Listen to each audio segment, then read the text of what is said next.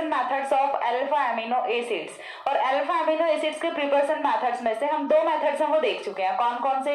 गैब्रिन phthalimide synthesis हमने देख लिया है और दूसरा हमने स्टेकर सिंथेसिस है वो देख लिया। अब इसके बाद जो थर्ड मेथड अपना आता है वो आता है मैलोनिक एस्टर सिंथेसिस। ठीक है, मैलोनिक एस्टर सिंथेसिस हमें करना है। अब मैलोनिक एस्टर सिंथेसिस में हमें करना क्या है? तो देखिए फर्स्ट ऑफ ऑल हम क्या करेंगे, इतनी चीज तो क्लियर है कि यहाँ से भी जो बनने वाला अमीनो एसिड होगा वो कौन सा होगा? अल्फा अमीनो एसिड होगा। तो हम सिंथेसिस किस तरह से करेंगे एक बार मैं आपको ब्रीफ में थोड़ा सा इंट्रोडक्शन देती हूँ, देन हम कंप्लीट रिएक्शन करेंगे। देखिए फर्स्ट ऑफ ऑल हमें लेना क्या है? Malonic ester. ठीक है, फर्स्ट ऑफ ऑल हमें क्या चाहिए? मैलोनिक एस्टर चाहिए। इस मैलोनिक एस्टर को हम पहले कन्वर्ट किस में करेंगे? यहां से अल्फा हेलो एसिड में करेंगे। ठीक है, फर्स्ट ऑफ ऑल क्या करेंगे? मैलोनिक एस्टर को कन्वर्ट करेंगे अल्फा हेलो एसिड में। देन इस अल्फा हेलो एसिड का क्या कराना है? एमिनेशन। अमोनिया के साथ रिएक्शन कराएंगे अल्फा हेलो एसिड के, इस रिएक्शन को क्या बोलेंगे? एमिनेशन बोलेंगे। और यहां से जो प्रोडक्ट फॉर्म होगा वो क्या होगा? अल्फा एमिनो एसिड होगा। चीज क्लियर हुई? इतनी चीज याद रखनी है। मैलोनिक एस्टर लेना है, मैलोनिक एस्टर को अल्फा हेलो एसिड में कन्वर्ट करना है, अल्फा हेलो एसिड का एमिनेशन कराना है, अमोनिया के साथ रिएक्शन करानी है। तो यहां से जो रिएक्शन का प्रोडक्ट है वो क्या फॉर्म होगा? अल्फा एमिनो एसिड फॉर्म होगा। अब चलिए रिएक्शन देख लेते हैं। ये तो था एक आउटलाइन कि किस तरह से यहाँ पे रिएक्शन होने वाली है। ठीक है, ये तो आपको याद करने का मेथड हुआ कि कैसे आप याद रखोगे। ठीक है, तीन ही स्टेप है। पहला malonic ester, second alpha halo acid और थर्ड में हमारा प्रोडक्ट है वो हमें ऑब्टेन हो जाता है अल्फा एमिनो एसिड। अब ये जो मैकेनिज्म है, ये जो रिएक्शन है, ये होती किस तरह से वो चीज देखनी है। तो फर्स्ट ऑफ ऑल हमें क्या चाहिए? मैलोनिक एस्टर चाहिए। मैलोनिक एस्टर क्या होता है? देखिए मैलोनिक एस्टर अपना क्या होता है वो चीज पहले देख लेते हैं। तो मैलोनिक एस्टर की यदि मैं बात करूं तो देखिए कुछ इस तरह का कंपाउंड है, यही फॉर्मूला होता है अपना मैलोनिक एस्टर का, CH2COOET, CH2COOET। ये क्या होता है? मैलोनिक एस्टर होता है। ठीक है, चीज क्लियर हुई? क्या है ये? मैलोनिक एस्टर है। अब मैलोनिक एस्टर को हमें लेके आना है अल्फा हेलो एसिड तक। तो किस तरह से लेके आएंगे? तो देखिए इसके लिए हमें बहुत सारी डिफरेंट यहाँ पे रिएजेंट्स वो अप्लाई करने पड़ेंगे, तब जाके हम पहुंचेंगे अल्फा हेलो एसिड पे। तो सबसे जो फर्स्ट यहाँ पे हम मैकेनिज्म अप्लाई करते हैं वो हम कराते हैं यहाँ से बेस के साथ रिएक्शन। ठीक है, बेस के साथ रिएक्शन कराएंगे। बेस हम क्या यूज कर रहे हैं? C2H5ONA। क्या होता है अपना? सोडियम एथोक्साइड होता है। सोडियम एथोक्साइड की प्रेजेंस में जब हम इसकी रिएक्शन कराते हैं तो यहाँ से फॉर्मेशन है वो किसकी होती है? अब देखिए सोडियम एथोक्साइड है, ये टूटेगा किसमें? Na पॉजिटिव, O नेगेटिव में टूटेगा। चीज क्लियर हो रही है? अब यहां से ये जो इतनी चीज है C2H5O नेगेटिव एथोक्साइड आयन है, ये बिहेव किसकी तरह से करता है? बेस की तरह से बिहेव करता है। और बेस का क्या फंक्शन होता है रिएक्शन में? ये ऑलवेज क्या करेगा? एसिडिक प्रोटॉन को एब्स्ट्रैक्ट करेगा। अब प्रोटॉन कहाँ पे दिख रहा है आपको? देखिए इस वाले मैलोनिक एस्टर में प्रोटॉन है वो तीन जगह है। कहाँ पे है? एक तो एथिल ग्रुप में है, दो तो एथिल ग्रुप में हो गए प्रोटॉन, और तीसरे प्रोटॉन से वो कहां पे हैं? ये वाले CH2 में है। अब प्रोटॉन जब भी कोई बेस होता है तो वो कौन से प्रोटॉन का एब्स्ट्रैक्शन करता है? कौन से प्रोटॉन को निकालता है? जो सबसे ज्यादा एसिडिक प्रोटॉन होता है। अब सबसे ज्यादा एसिडिक प्रोटॉन कौन सा है? जो सबसे ज्यादा इजीली निकल सकता है। और इजीली कौन सा प्रोटॉन निकल सकता है? जिसपे ज्यादा इलेक्ट्रॉन विड्रॉविंग ग्रुप्स वो लगे होते हैं। तो यहां से यदि हम बात करें तो देखिए ये वाला अपना carbonyl group electron withdrawing nature, ये वाला कार्बोनिल इलेक्ट्रॉन विड्रॉविंग नेचर, तो दोनों ही ग्रुप्स हैं वो इलेक्ट्रॉन विड्रॉविंग नेचर के हैं। तो यहां से देखिए ये वाला जो प्रोटॉन है, इन दोनों प्रोटॉन्स में से कोई भी एक प्रोटॉन हम निकाल सकते हैं। तो हमने सपोज दैट ये वाला एक प्रोटॉन है ये निकाल दिया। जब यहां से प्रोटॉन जाएगा तो चार्ज कौन सा आएगा? इस वाले कार्बन पे नेगेटिव चार्ज आएगा। चीज क्लियर हो रही है? तो यहाँ से माइनस क्या होगा? ये वाला H पॉजिटिव और ये वाला C2H5O नेगेटिव, तो माइनस होगा यहाँ से एथेनॉल। C2H5OH है, उसका एक मॉलिक्यूल है वो यहाँ से एलिमिनेट होता है और प्रोडक्ट है वो क्या फॉर्म होगा? देखिए CH नेगेटिव COOET। अब इस CH नेगेटिव पे कौन आएगा? Na पॉजिटिव आएगा। ठीक है, CH नेगेटिव पे कौन आएगा? Na पॉजिटिव आएगा। तो नेक्स्ट स्टेप में हमारा प्रोडक्ट है रिएक्शन का वो कुछ इस तरह से होता है। देखिए हमने सिंपल सा क्या किया है कि एक एसिडिक प्रोटॉन का यहाँ से एब्स्ट्रैक्शन किया है, एथेनॉल का मॉलिक्यूल है वो एलिमिनेट किया है। अब इसके बाद हमें क्या करना है? देखिए सॉरी भैया थोड़ा सा स्पीकर है, माइक ये कर रहा है। ओके देखिए नेक्स्ट स्टेप में हमें क्या करना है? यहाँ से नेक्स्ट स्टेप में हम इसकी रिएक्शन कराते हैं किसी भी एल्किल हैलाइड के साथ। एल्किल हैलाइड है वो देखिए हम क्या यूज करेंगे, यहाँ पे कोई भी एल्किल हैलाइड है, RX आप आपको यूज करना होता है। तो हम यहाँ पे यूज कर रहे हैं CH3X, ठीक है, CH3X हमने यहाँ पे यूज कर लिया। X हो अपना कोई भी हेलोजन हो सकता है, chlorine, bromine, iodine, as usual कुछ भी आप रख सकते हो, ठीक है, इन दिनों में से।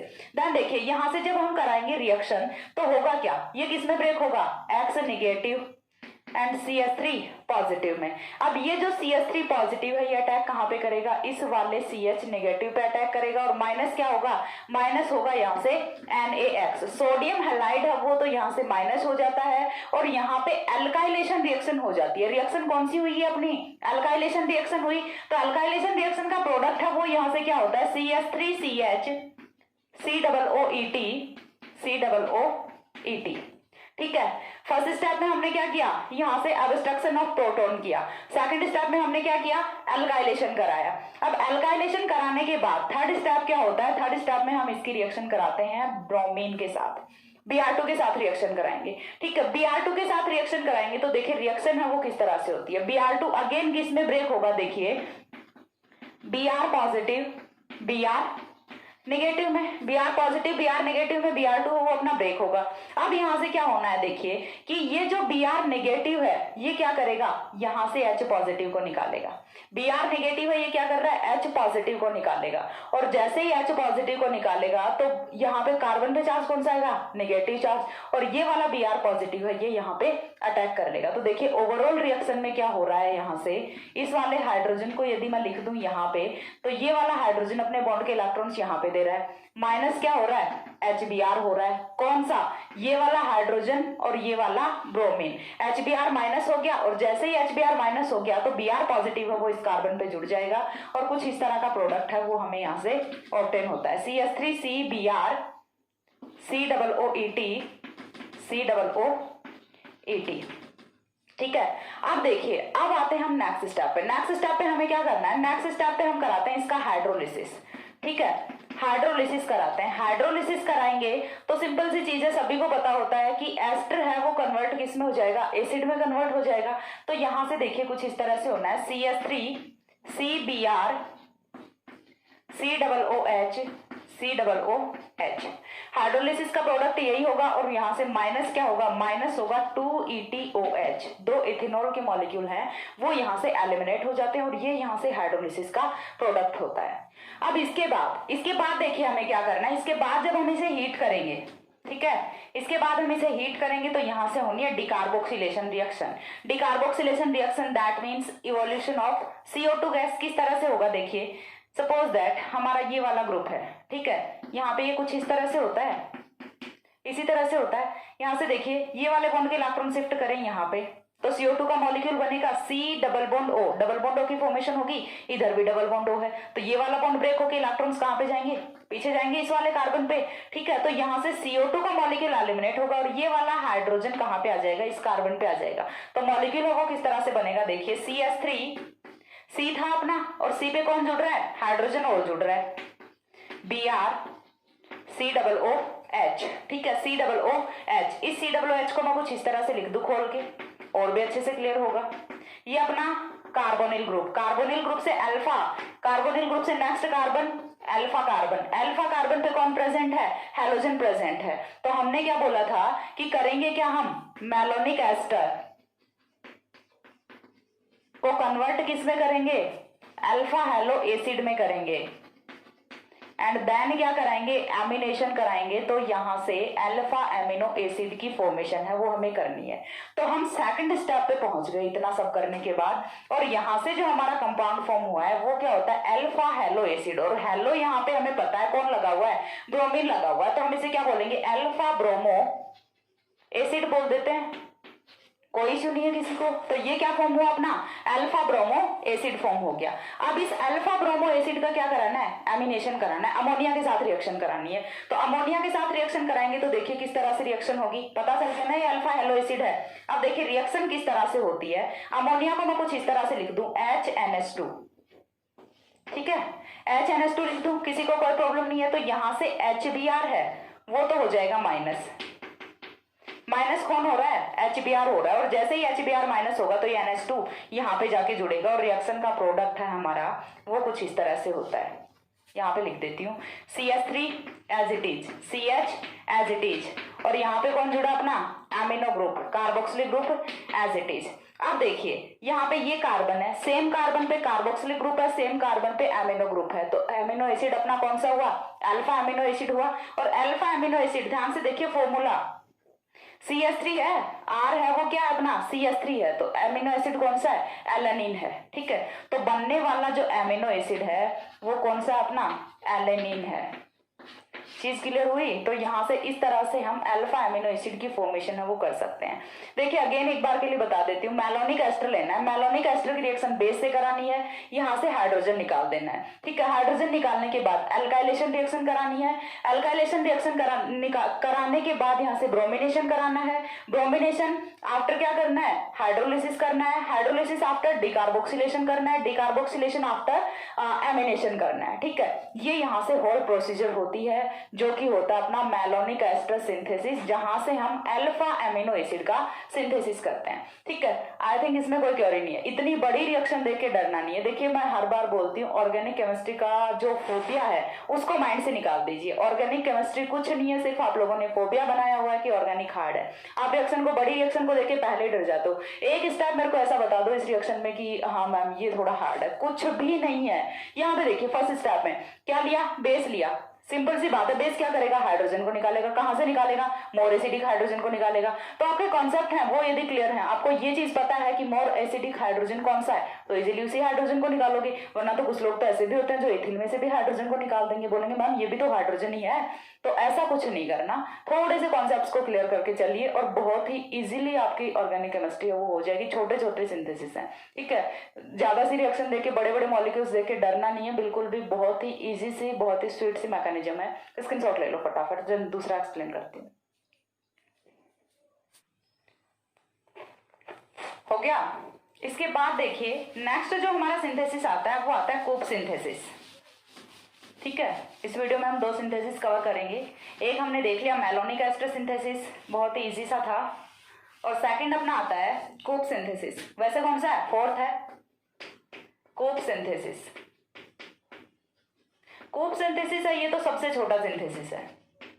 कूप सिंथेसिस में करना क्या होता है, देखिए पहले वही आउटलाइन बता देती हूँ। करना क्या है, अल्फा कीटोनिक एसिड लेना है। ठीक है, लेना क्या है, alpha ketonic acid.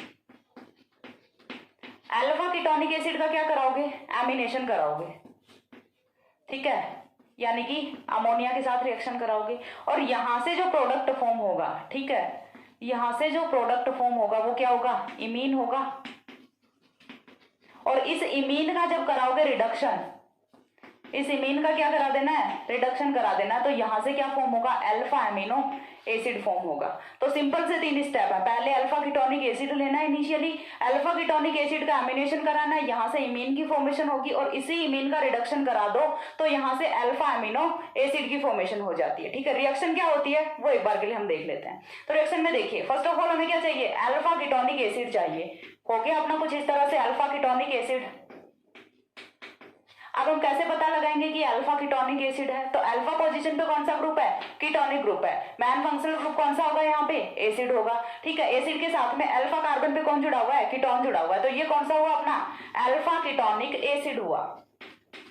Alpha ketonic acid का कराना क्या है, एमिनेशन कराना है, NH3 के साथ रिएक्शन करानी है। NH3 के साथ रिएक्शन किस तरह से होगी, देखिए यहां से हाइड्रोजन हाइड्रोजन NH, ठीक है, यहां से H2O का मॉलिक्यूल है वो निकलेगा। ध्यान से देखिए NH3 को मैंने किस तरह से लिखा है, यहाँ पे यही वाला NH3 है, 2 NH3 नहीं यूज कर रहे कि एक तो मैडम आपने एरो पे लिख दिया और दूसरा यहाँ पे भी लिखा है, यही वाले NH3 को मैंने यहाँ पे लिखा है। ठीक है, समझाने के लिए बता रही हूँ। तो यहाँ पे 2 हाइड्रोजन ये वाले और एक ये वाला ऑक्सीजन मिलके H2O का मॉलिक्यूल है वो यहाँ से एलिमिनेट होता है। जैसे ही H2O का मॉलिक्यूल एलिमिनेट होगा तो डबल बॉन्ड से कौन जुड़ेगा, नाइट्रोजन जुड़ेगा। तो यहाँ पे देखिए CH3C double bond NH, 2 hydrogen चले गए अमोनिया के, अभी हाइड्रोजन कितना बचा, 1 बचा, साथ में अपना कार्बोक्सिलिक एसिड है वो तो एसिडिक है, तो हमें सिर्फ एक ही तो ग्रुप चाहिए ना, एमिनो ग्रुप चाहिए। एक तो अपना फंक्शनल ग्रुप है, एसिड वाला तो है, हमें सिर्फ एमिनो को लेके आना है। अब देखिए यहाँ पे डबल बॉन्ड की फॉर्मेशन हो गई, इमीन बॉन्ड होता है, सी डबल बॉन्ड NH, कौन सा होता है, इमीन बॉन्ड होता है। अब इसका क्या करेंगे, रिडक्शन कराएंगे।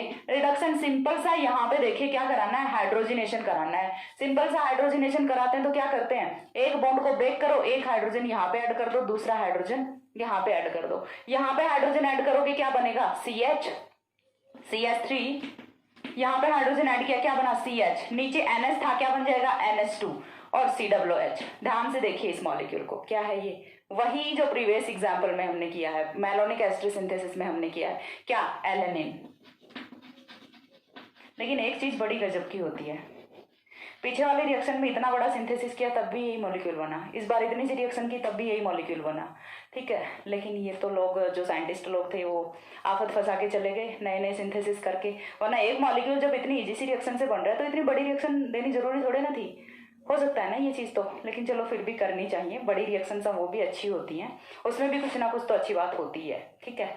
तो देखिए यहाँ से इस तरह से अल्फा कीटोनिक एसिड लेके उसका एमिनेशन करा के बने प्रोडक्ट का रिडक्शन करा के हम क्या ऑब्टेन कर सकते हैं, अल्फा एमिनो एसिड एलेनिन की फॉर्मेशन कर सकते हैं। ये होता है अपना कोप सिंथेसिस, ठीक है। तो इस वीडियो में हमने दो सिंथेसिस कवर किए, malonic ester synthesis and Cope synthesis, ठीक है। मैं बार बार ये चीजें क्यों बताती हूँ कि हमने प्रीवियस वीडियो में क्या किया था, नेक्स्ट वीडियो में हम क्या करेंगे, क्योंकि देखिए एक क्लास अपनी नहीं है, ठीक है। मैं 4 क्लासेस की वीडियोस अपलोड करती हूँ, तो कंटिन्यूसली वीडियोस हम वो नहीं आ पाती, एक वीडियो आज आ रही है, दूसरी वीडियो आ रही है 5-6 दिन बाद, तो आपको याद ही नहीं रहता तब तक कि प्रीवियस वीडियो में क्या पढ़ा था। तो इसीलिए मैं थोड़ा सा बता देती हूँ कि प्रीवियस वीडियो में हमने ये चीज कवर की थी, ताकि आपको थोड़ा सा आइडिया लगे कि हाँ हमने लास्ट वीडियो वो देख लिया है, ठीक है। वरना तो वीडियो वो स्किप भी हो सकते हैं, इसीलिए मैं बताती हूँ कि प्रीवियस वीडियो में मैंने क्या बताया था, ठीक है।